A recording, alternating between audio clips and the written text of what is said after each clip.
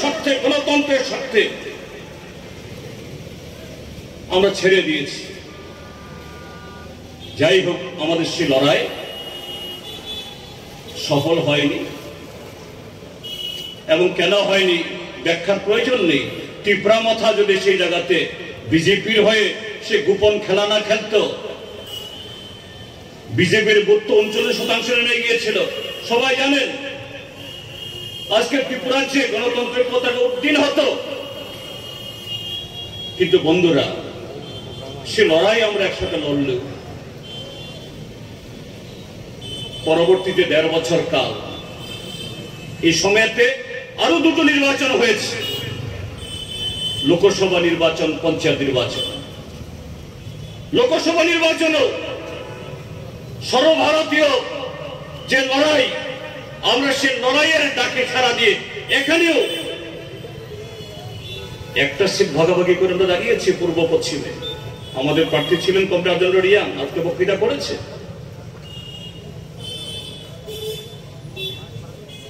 কিন্তু গণতন্ত্র রক্ষার জন্য, স্বৈরাচার বন্ধের জন্য, দুর্নীতি রোখার জন্য যাদের সাথে আমরা একসাথে রয়েছি, তাদের ভূমিকাটা কি? এক বেলেশ্বর মহকুমাতে তাদের চেহারাটা কি?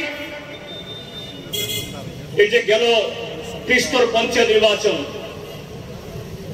আমরা বামপন্থীরা, সিপিএমরা যদি সহযোগিতা না করতাম, এই গৌরনগর ব্লকে কংগ্রেস জিততে পারত। কিন্তু এই ভোট হওয়ার পর কংগ্রেস দলের তাদের মুখে কি ধরনের কথাবার্তা বের হচ্ছে, কি বলছেন তারা? গৌরনগর ব্লক কদিন আগে আমি এসেছিলাম শ্রীনাথপুর পঞ্চায়েতে, সেখানকার পাবলিক কি বলছে? চণ্ডীপুর ব্লকের সাথে গৌরনগর ব্লকের পরিচালনার মধ্যে কোনো ফারাক নেই। ওইখানে বিজেপি, এখানে কংগ্রেস। ওইখানে বিজেপির মাতব্বরদের সব সেবা করে তারপরে কাজ করতে হয়, আর এখানে কংগ্রেস দলের মাতব্বরদের সেবা করে কাজ করতে হয়। ফারাকটা কি? নামটা শুধু পার্থক্য। আর এইটুকু ক্ষমতা পেয়ে যে সিপিআইএম লাল ঝান্ডা গণতন্ত্র পুনরুদ্ধারে এই কৈলাসহর বিধানসভা কেন্দ্রে গত 2023-এ কংগ্রেস দলের প্রার্থীকে রেকর্ড ভোটে জেতাবার জন্য যারা বামপন্থীরা বুক চিতিয়ে কাজ করলো, আজকে তাদের বক্তব্যটা কি? আমরা কথাটা বলছি এই কারণে এখানে যে না, সারা দেশে বিজেপির স্বৈরাচার সাম্প্রদায়িকতা, দেশের সংবিধানকে ভাঙার চেষ্টা, তার বিরুদ্ধে আমাদের লড়াইয়ে আমরা একসাথে আছি। কিন্তু